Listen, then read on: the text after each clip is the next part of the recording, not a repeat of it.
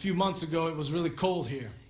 And I remember taking an Uber ride from the airport to the Daniels home to see Ava. Before then catching a flight to Los Angeles, I made a way to get here before I went there. And it was a time where I got to spend with her family, with her mother, with her brothers. And during that time, I had some conversations with Ava. She liked to color, and so we would color together, and she had something of these little magnetic toys that she liked to play with. So we would lay on the floor and we would do that. And she had these spiders. She also had a hedgehog. I won't tell you about the hedgehog because it was mean and it would bite people. Y'all need to get rid of that hedgehog. I think Ava would be okay with it now.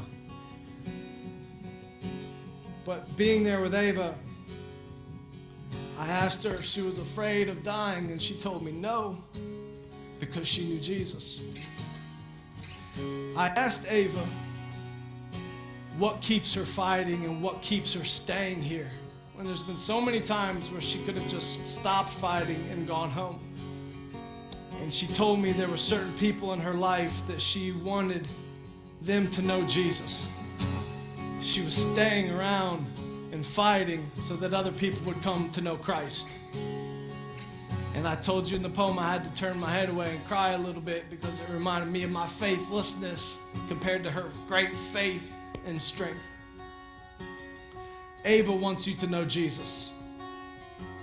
She wants you to know that where she's at can't be described by the greatest writers in the entire world.